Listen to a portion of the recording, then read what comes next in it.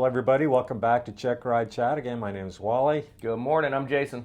And today we're going to continue our dive into the ACS. We're going to stay in pre-flight preparation. We're going to talk about Task B, which is airworthiness requirements. But before we do that, I'm going to read a love letter. You know, we talked about getting some hate.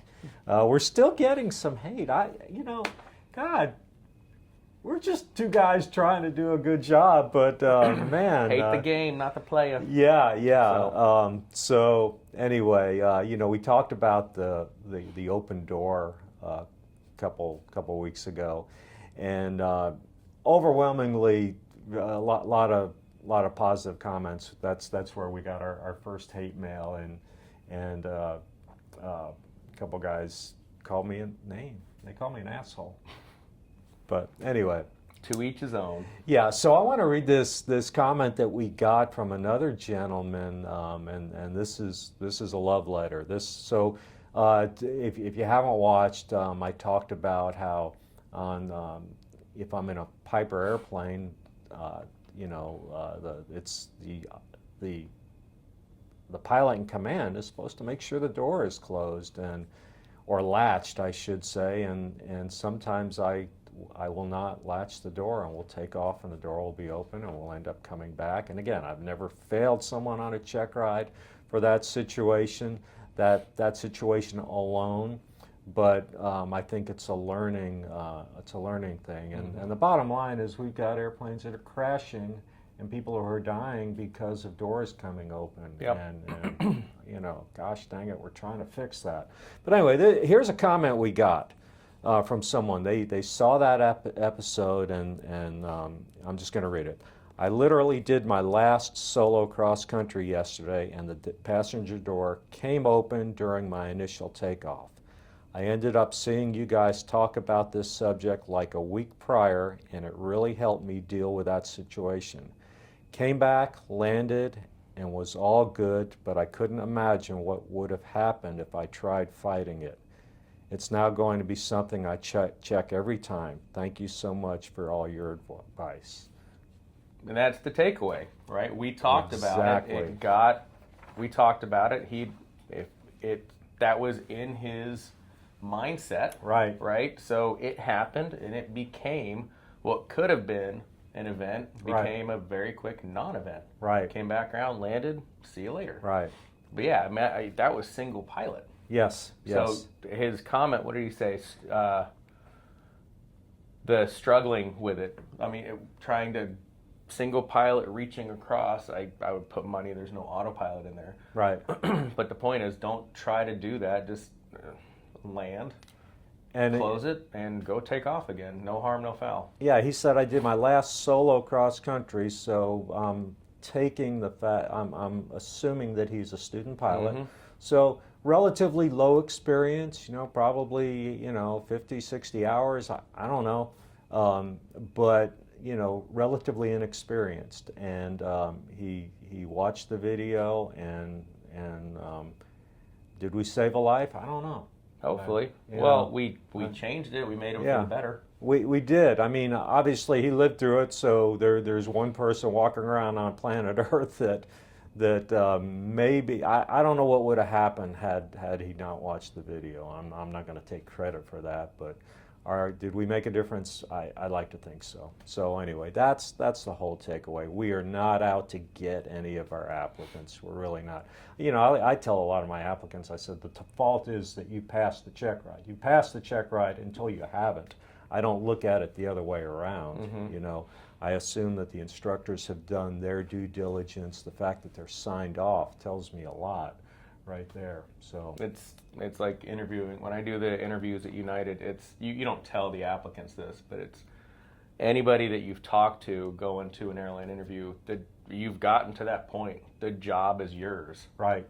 Until you potentially kind of prove otherwise. Right. So it's yours to lose, I guess is the good way to put that. Right.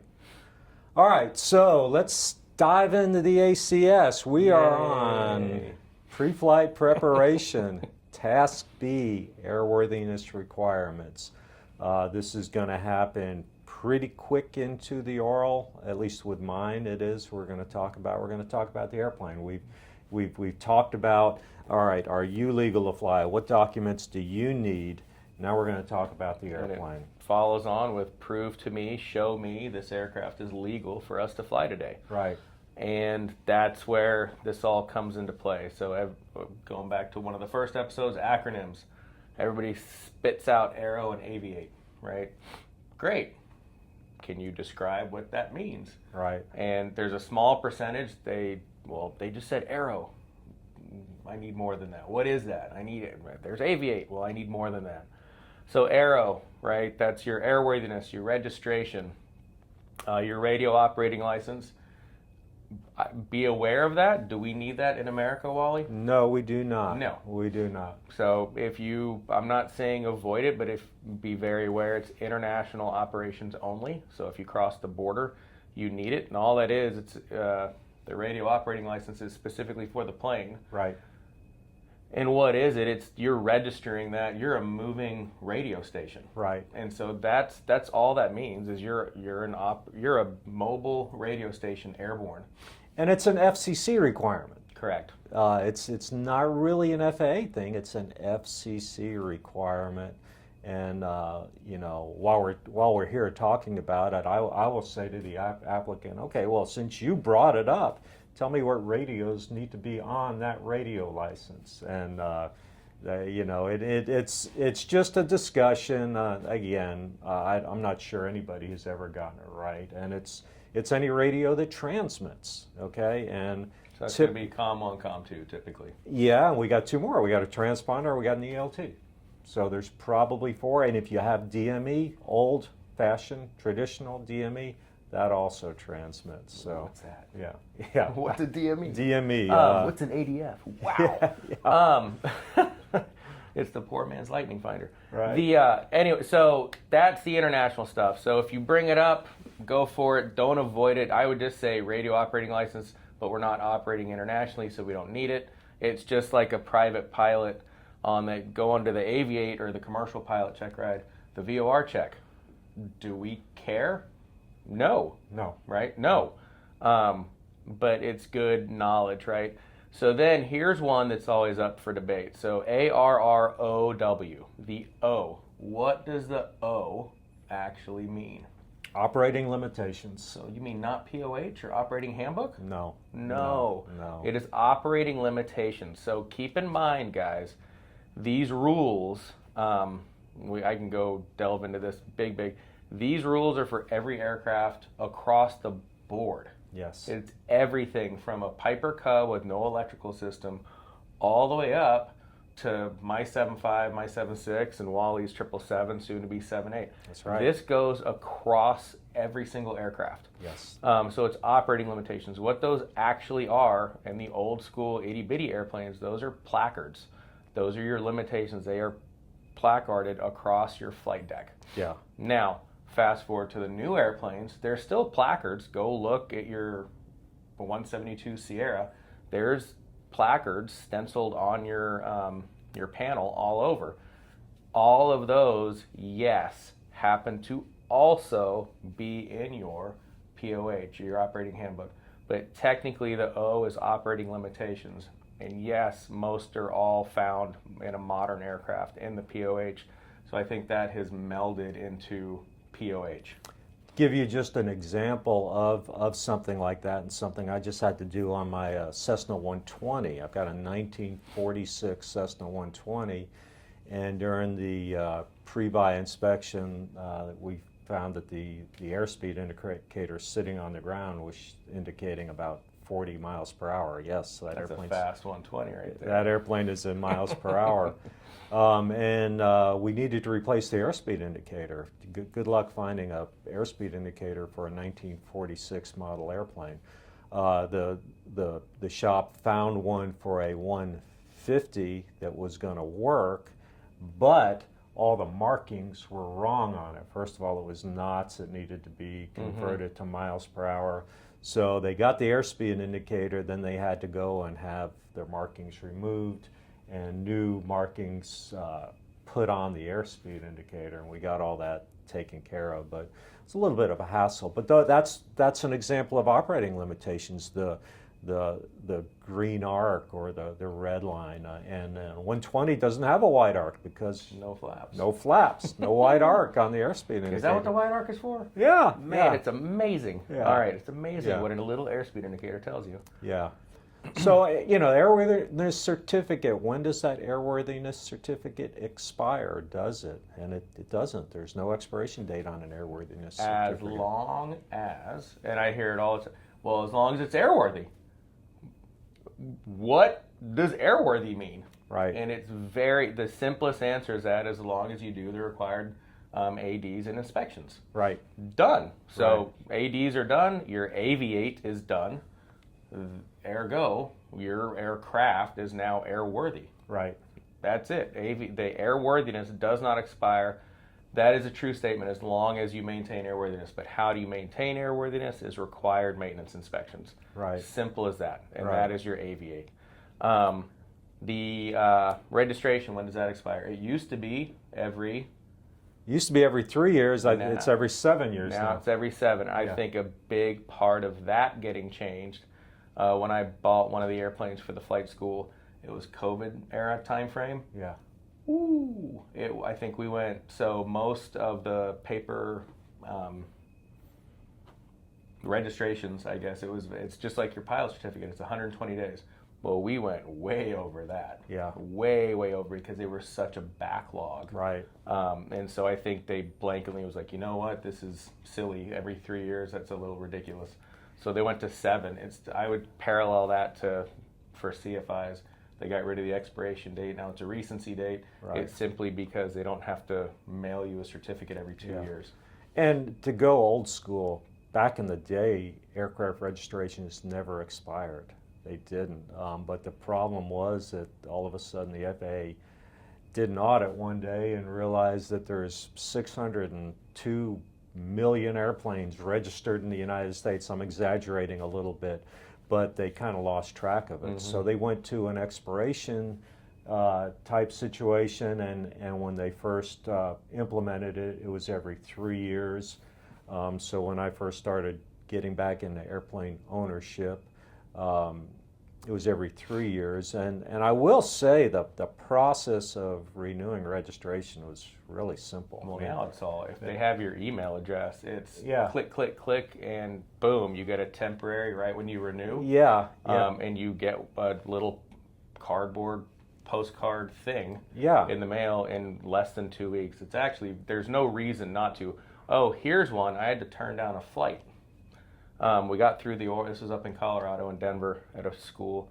Walked out to the airplane, and I've never seen the plane before, so here's an airworthiness. And they had the registration, but it wasn't the registration. They had gone to FAA.gov, typed in, 123 Alpha Bravo, and it was registered, but that is not a legal registration card. Make sense? yeah, I understand it's registered, but, and I think it had changed hands, yeah, and it probably, the cardboard thing got lost somewhere, Yeah. and so they printed this out. That's not a registration. yeah. So I digress, but airworthiness doesn't expire as long as you do the required maintenance inspections, which are ADs and then all your aviate, obviously. And we'll get into that in a second. Registration every 7 years. Radio operating license only if you're going international. Operating limitations, which now, and yes, I'll accept POH, but I'll not debrief, but I'll correct Right. and make sure that they understand that. And then the W is weight and balance. That's not a weight and balance for you when we go flying. That's not me and you. Right, That's right. a weight and balance actually for the aircraft. Right. Right. So the first 3, airworthiness registration, and if you have it, radio operating license, those have to be what to each occupant? They have to be, keyword there is, visible. Visible. So you have to be able to see it. That's why if you've ever noticed, they're always behind a little clear, or they're in a clear compartment envelope somewhere right there in the aircraft. If Yeah. you were to board any United flight, not that you're coming into the flight deck mid-flight, but when you're boarding, when you're deplaning, they are there right on the inside of the flight deck door, just for everybody to see. Yeah. So again, it transposes all. And then operating limitations, weight and balance, those just have to be on board. So that's typical. Weight and balance is typically held in the POH area. You know, and something, I'm going to go back to that radio license, which we don't need, but I'm going to talk about it anyway. You know what a lot of people say to me? They'll say radio operating license if we're going overseas. They'll use that phrase, going overseas. And I say, well, we're going to Mexico. We're not going over any sea. We're going down to Monterrey, Mexico. This is where words matter. Yeah. And they'll say, oh, geez, I don't know. And as Jason alluded to in the beginning, it's international. It is not overseas. I used to teach in, I used to say, anything international when I was teaching ETOPS. Yeah. And I very quickly corrected myself because, Mexico is international, but it doesn't, it's ETOPS. Hell, Right. going to Grand Cayman or Jamaica, that's not ETOPS though. Right. I'm totally digressing. ETOPS, engines turning or people swimming. Yeah. That's what ETOPS stands for. What else we got? So operating limitations and weight and balance, that has to be on board. So that's the arrow. Those are your required documents. Let's lateral over to required inspections. So there's a lot of people say AA V8, or they'll just add ADs. So AA, V1, ATE. So ADs, what kind of ADs we got? Well, we have recurring ADs, we have emergency ADs. And we have one time. Those Right. are your ADs. So emergency ADs, a good, easy one that I think most people saw, unfortunately, the UPS crash. Right. That was given, that MD-11 has an emergency AD. Right. What does an emergency AD do? It grounds every aircraft until that AD is complied with. Yes. I haven't followed it. I don't even know if there is a fix AD, but the point is that happened, emergency AD. Maybe there is no fix yet. Right. But every MD-11 in the world, I believe, is grounded right now. I landed yesterday into Bush Intercontinental. I think there's 4 MD-11s between FedEx and UPS just sitting on the cargo ramp, just doing nothing. And Right. they've been there for weeks. Yeah. So that's your ADs. I would say the most, for reoccurring AD, I would say the most common time frame is 100 hours. 100 hours. There is the most common, or most quickest, I guess you could say, in my experience on the Cessna 421, there's an exhaust AD every 25 hours. Wow. So it's a visual inspection every 25 hours, but then it's either 50 or 100, you have to go retorque. So some can be done by a pilot. Others have to be done by a mechanic. So let's get back to that reoccurring AD when we get to ownership. Okay. Yeah, we'll come back to that. Yeah. So those are ADs. So one-time, emergency, and reoccurring. Reoccurring is just defined. It's some time based on what they have figured out is probably a good time. I didn't design them. I'm just following. Yeah, I would say a lot of twin-engine airplanes that have a Genetrol-type heater, there's some sort of every 3 years, or every 5 years, or whatever, but there's some sort of thing where the heater needs to be installed. Correct. Then there's annual. That's the second A. So annual, that's very easy. An annual is every 12 calendar months. It has to be done by what type of mechanic? AI. And AI, IA, whatever you want to say. But it cannot be done by just an A&P. It has to be done by the IA or AI. VOR. Do we care about this as a private pilot? We're going to use a VOR. Right. But do we care about tracking it? No. No. It's good to know you have to do it every 30 days. If I had an instrument check ride, I will tell you right now, they're going to say VOR every 30 days. And I will blatantly ask, what VOR checks have you done? And more often than not, they have never done one. They know about them, but they don't know how to do it. Right. So I will give an example. You have one nav radio or one OBS, or you have 2, or what do you have in your airplane? Walk me through a VOR check. Just what are you going to do? Right, let's go do a VOR check. Walk me through it. Right. So know what the VOR checks are. This is all the organic scenario. This all comes full circle. Especially, I would say more so if you're in an airplane that only has one VOR. That's hard. Not hard, but you have to think about how to do that. Right. 100 hour. So I think we have a follow on to the 100 hour, but 100 hour, you have to do a 100 hour every 100 hours. Wow, that's kind of cool. It's amazing. That's kind of cool. Every 100 hours. What kind of airplane has to do a 100 hour? And the answer is any airplane operated for hire. Anything operating for hire. So can you go over a 100 hour? You can. You know, it's not, you shouldn't plan for it, but you can. It happens. Yeah. I've done it. Yeah. And it stinks. So with that being said, and I have my arguments and, beefs with the FAA, but if you go over a 100 hour, just make it easy. You go over by 5. Your next 100 hour is due in 95 hours. It's still based on the original 100 hour. Right. So whatever you go over, you have to deduct from the following 100 hour. So my beef with the FAA is, what if I do my 100 hour 10 hours early? Do I get that 10 hours on the next 100 hour? Nope. No. And it kind of stinks. Yeah. But there's a reason you're penalized if you go over, because it's a 100 hour. Right. You can go over by up to 10, but you have to be going to a maintenance shop. Now, what that means is, be very, very explicit. You can't just blatantly go into 110 and be at the maintenance within 10. It's if you land and you're at 101, your next flight is going to maintenance. Right. Right. Period. You can't just blatantly keep going into the 10. It's like you're done and then you got to go. Right. And that's kind of what we had. They went on a long cross country. They thought they'd be back, and for whatever reason, luckily the maintenance was on the field, so it wasn't a big deal. But they went over by about, I think, 0.5, 0.6. Well, it is what it is, but they just misjudged it, or they hit winds or whatever it might have been. But that's the 100 hour. Right.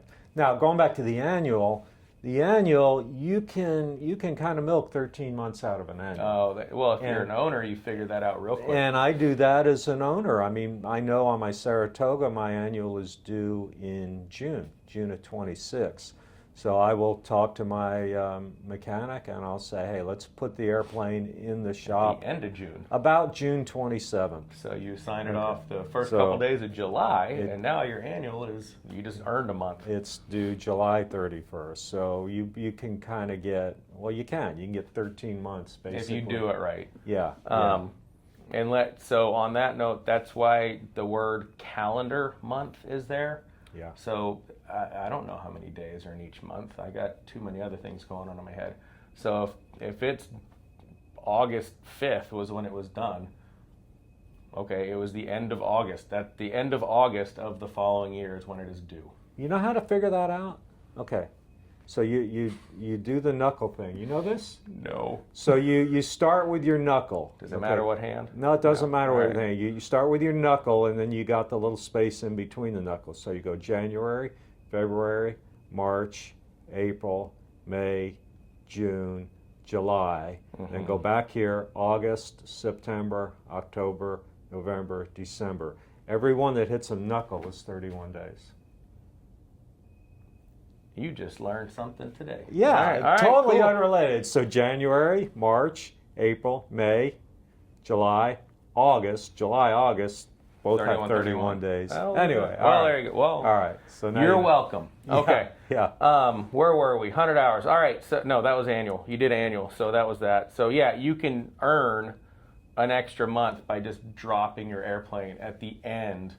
It's even fast forward, even to the pitot-static, the altimeter transponder. It's the same thing. Yeah. If you dump it on, if you're not flying it, just not to say you can't taxi it.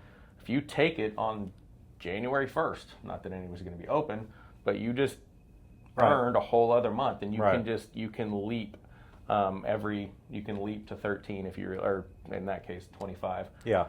But okay, so altimeter transponder, that is every 24 calendar months. That is typically called the pitot-static check, right? That's your system. But altimeter every 24, transponder every 24 calendar months, pitot-static check, good to go. Last one is ELT. This always gets fun for me, at least, because I'm just that guy. ELT, there's 3 inspections. Once every 12 calendar months, Where do you think you're going to look for that ELT inspection? What other inspection is every 12 calendar months? Maybe the annual. Maybe go look in the annual, right? Don't look at the pedostatic for the ELT. And we'll get into this. We'll finish ELT and all lateral. But every 12 calendar months. The next one is 1 hour cumulative use, not consecutive, cumulative. So this is more figuratively, but how do you log that? Who does that? The answer is nobody does it. What are you going to, so you have to check your ELT if you're going to check it. It's the last 5 minutes at the top of the hour. And an ELT check takes all of 10 seconds. It either A, works, or B, doesn't. Right. Right? Right. How do you check it? Turn it on 21.5, hit the on button. Do you hear the ELT going off? Yes or no? If it doesn't, your ELT battery's dead. If it works, check, move on. Right. So are you going to go log that 10 seconds that you just checked it in a logbook somewhere? Probably not. Probably not. So 1 hour, 10 seconds, once a year, or 10 seconds for your annual once a year. Yeah. How long is that going to take to get to an hour of cumulative use? It's a long time. An extremely long time. Somebody feel free to do the math. Where that comes into play, this is how it came up with me. I got a phone call years back when I owned a 182. And it was some tech sergeant out of the U.S. Air Force Base, wherever. And they go, do you own November 1, 2, 3, 4, 5? And I go, yeah. And it was weird. He goes, well, your ELT's going off. Are you okay? And I said, well, yeah. I was on a trip, wherever I was like, yeah, I'm fine. But I immediately go to FlightAware and look it up, and there's my airplane partner doing touch and goes. So what do you think happened there? Yeah. Hard landing. Hard landing. So he bounced it. He had a hard landing or whatever it might be. That would be 1 hour cumulative use. That means that ELT's been going off for the rate. All right, you need a new battery. Right. Does that kind of make sense? Yeah. Last part on the ELT is half battery life. I love this. People pull out calculators for this. Half battery life. So if you look at it, it's going to say ELT tested in accordance with 91, blah, blah, blah. That is your 12 calendar month check. That's tested. Right after that, if you look up in the logbook, it's going to say ELT battery due 1026. 1026, that is your half battery life. You don't half it, there is no math involved. If you ever look at an ELT battery, and I have one, I'll send you a picture of it if we can put this in the background. Yeah. On the ELT battery itself, it will have a month and a year. Right. All the mechanics do is relay that up into the logbook so you don't have to go hunt for the ELT. Yeah. Right? So all that is they take the date, stick it on the log page. That is half battery life. So whenever you see ELT battery due, that is half battery life. Yes. That's the answer. You don't need to do anything. That is half battery life. Yeah. So yeah, those are. I know I said we were going to go back to one, but I already forgot what we were going to talk about. We're going to talk about the 100-hour owners. 100 ownerships. hours. So I'm an airplane owner. I got a 172. I don't need to do 100 hours, do I? No. No, in and of itself. However, This is what bites yeah, club airplanes yes, and personal owners. If you Yeah. happen to fly a lot, be very cognizant of what he is about to tell you. 172 has a recurring AD for the C-track, and it has to be done every 100 hours. Okay, so if I'm an owner of a 172 and I fly it a lot, and when I say a lot, I fly it more than 100 hours annually, that AD still needs to be complied with. So That you have to comply with ADs to maintain airworthiness. Right. Meaning, if you go Right. over a timestamp reoccurring AD, your plane's grounded until you check it. right. Now, do you have to do a 100 hour? No, you don't have to do a 100 hour, but that AD still needs to be complied with.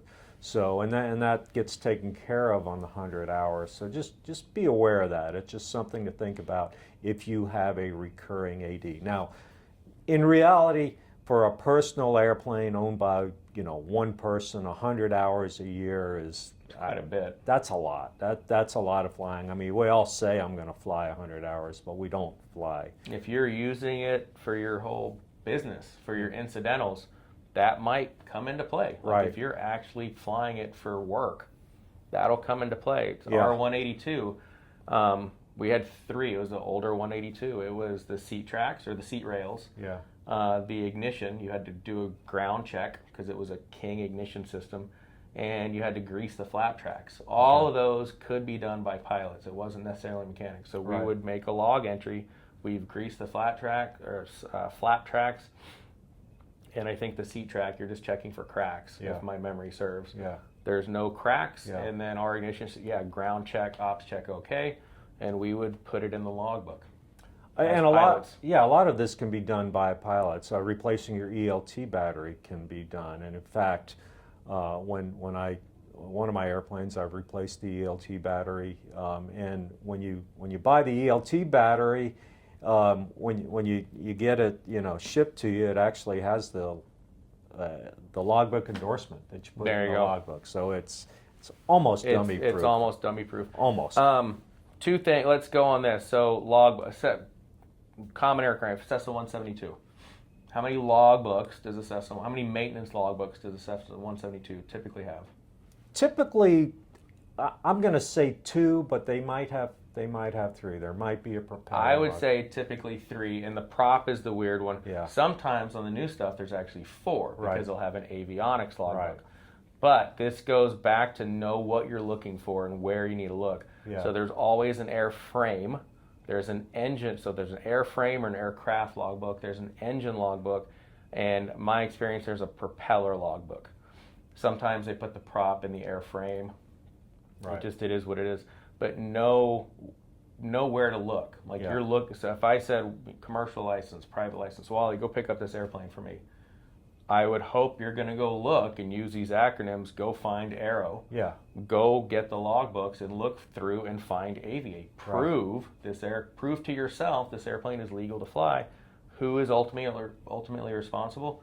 You, the PIC. Yeah. You can't take Jason's word. Well, Jason said it was a good airplane.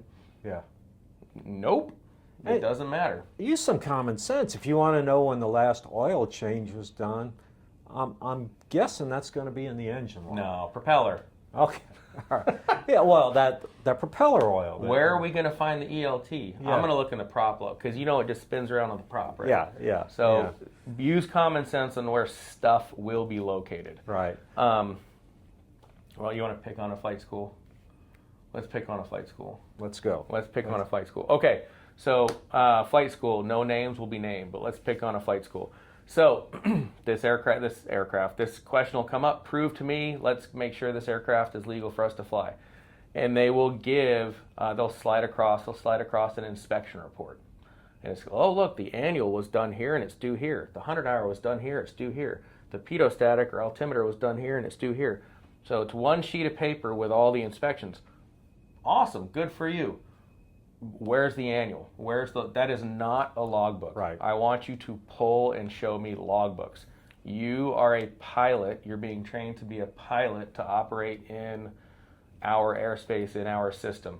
You are not trained to be a pilot specifically for a flight school. Right. So just because that school does it one way does not necessarily mean everybody does that. Right. So that inspection report sheet, I could hand you an inspection report sheet with a whole bunch of BS on it, Yeah. with crap dates. Right. Are you going to take my word? I would honestly say I hope not. Right. I want you to show me, prove to me you know what you're doing. Yeah.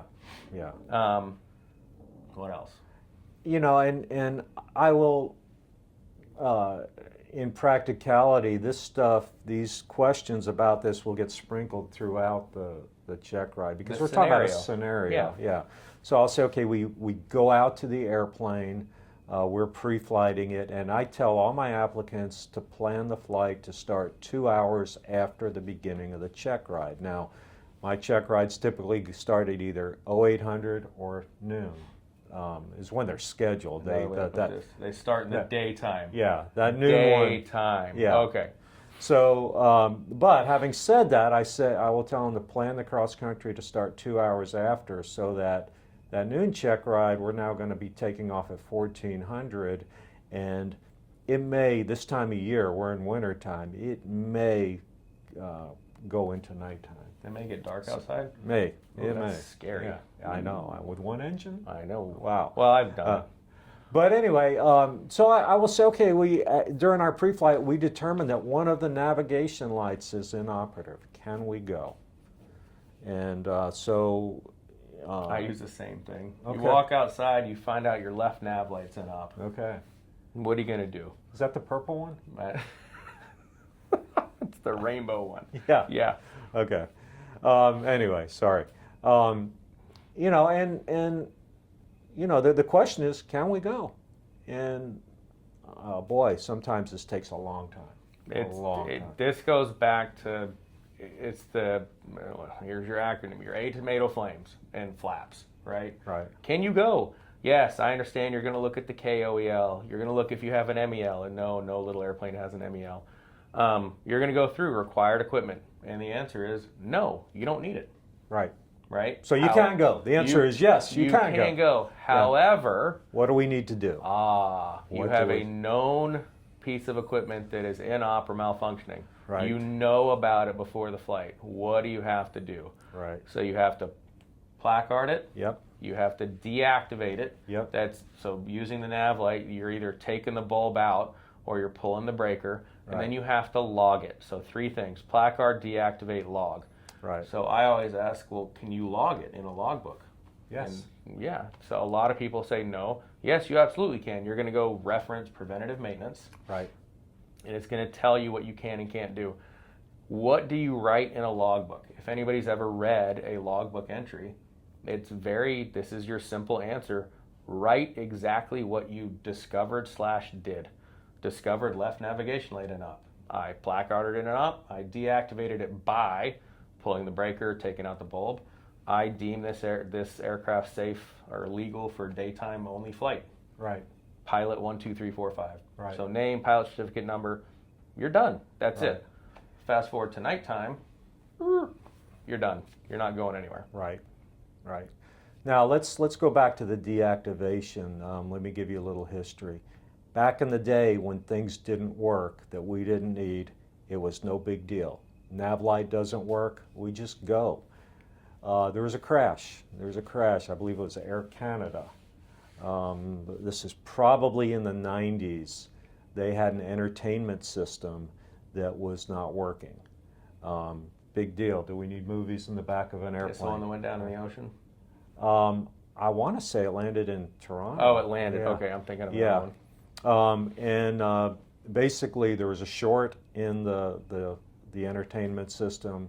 It wasn't deactivated, and let me go back and say this, it wasn't required back then, and the airplane caught fire and there were lives lost. So after that, the powers that be came and said, okay, if something's not working, we need to deactivate it. So basically, don't give it power. Right, because there was a short in the system. So that's where all that came from.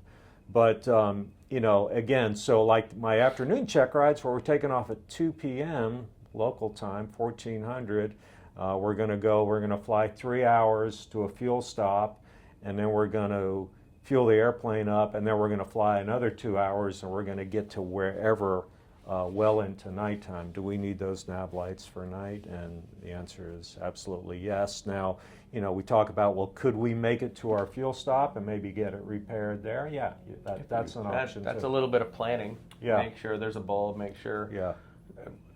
If you don't want to do it, make sure there's a mechanic that can do it and help, right? Yeah. I'll also bring up the scenario. I'll say, okay, you are the owner of the airplane. You own this airplane, and you determine that the landing light is inoperative. Can we go with that? And you're the owner of the airplane, so the airplane is not being operated for hire. Yep, you do not need it. I remember back in the day, the old filament bulbs, just the vibrations of the cowling, they would always Landing lights used to go out constantly. LEDs are a pretty good invention, but we used to those big mag flashlights, the 1 foot big D cell batteries, taxiing around. I'm not remotely kidding. The arm was out the window, and we were taxiing around with a mag light flashlight because it went out in flight. So you land and there's no landing light. Yeah. You can't see a thing. Flashlights are out the window. Right. So a flashlight is a very good thing to have on board just in case. Right. Right. Anything else? Let's look. I don't think that's pretty much it. Again, you're not experts. We are certainly not experts. It's general knowledge to keep you legal and to keep you safe. Yeah. Know where stuff is located, know what you're looking for, and know when it was required. That's the takeaway of prove to me this aircraft is legal. And it's just like Jason said, don't, for you CFIs, this is probably something that should not be introduced the night before the check ride. How to look in the logbook. I've never looked in the logbook. Let me find it. Let's talk about that real quick. You have a 1980 aircraft. You probably have a stack of logbooks, yay big. Yes. Okay. A, know which logbook you're going to go find stuff in. Yeah. B, so find the most recent logbook, open to the back of the logbook, and flip forward. Yeah. That is going to be your most recent 100-hour, and just go keep flipping until you find the annual. Yeah. Don't start at 1980 and try to find a 2025 annual. Right. Because I will see you tomorrow. And if you're the owner of the airplane, I mean, if you put on the front of the logbook number 1, or engine number 1, engine number 2, engine number 3. I've got 2 airplanes. My new airplane is a 1980 model. So my new airplane is 45 years old. My old airplane is a 1946 model. So I got lots of logbooks, and the non-current logbooks I have in Ziploc bags in a binder. So that's kind of like, okay, I don't really ever look at those unless I'm really researching something, looking to find out when the last time the flux capacitor, here we go again, there it is, replaced. He loves Back to the Future. Yeah. So we'll close on this. So what's your thought process? What's your comments on, I almost said Xerox copies. I'm old. Photocopies of logbooks, yes or no? I'm okay with it. I'm okay with that. So as an owner, the value of the aircraft, those are the logbooks. So if the kids lose the logbooks, that is bad, bad, bad. Yeah. So yes, I am absolutely okay with seeing photocopies of the 100-hour, the annual, the required. I'm okay with that. 100% okay. I do not need to physically. Now, if I'm at the school and the logs are kept at the school, pull out the logs. Yeah. But if you're traveling to a check ride, I don't really expect you to bring logs with you, but I want copies of it. Absolutely not. Yeah, those logbooks, and you're probably not a great idea to keep the logbooks in an airplane as well. To aircraft owners, don't do that. I would not. No. Logbooks stay at home. Logbooks stay at home in a safe. Yeah, not even in a musty If hanger. you want to bring and travel, maybe you need some mechanics are like, I need to see your logbooks. Fine. Maybe these were awesome things, digital copies. Yeah. That will suffice 99% of mechanics as well, because they're going to want to go. So if you want to, have photocopies of your logbooks in a binder in the airplane.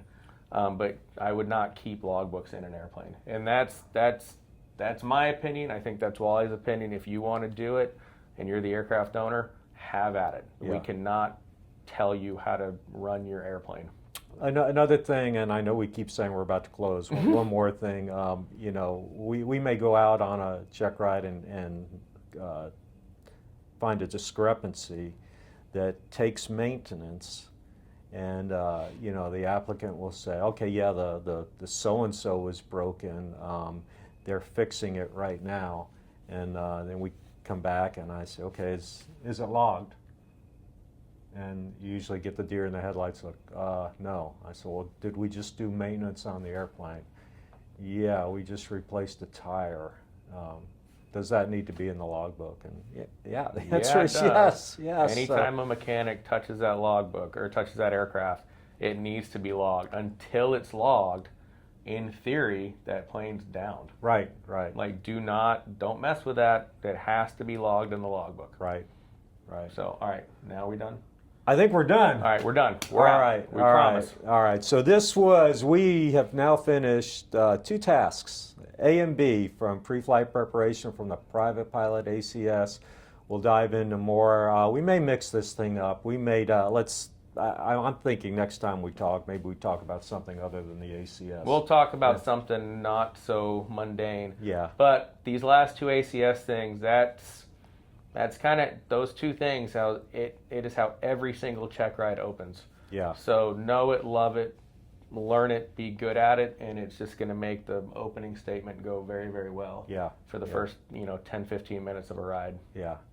So that's all for today. We'll see you next time. Fly safely out there and have fun. Everybody hit like and subscribe down there, all that stuff, and tell your friends about us. Send us questions. Yeah, we Wally, want to answer questions. Yeah, Wally at checkridechat.com or Jason at checkridechat.com. And if you want to hate on us in emails, that's fine. I mean, I would love to open up dialogue with you guys. And I got a thick skin. You're not going to offend. Yeah, it's okay. Bring it. All right. Tell me how we can do better. Yeah. All right. See y'all. Bye.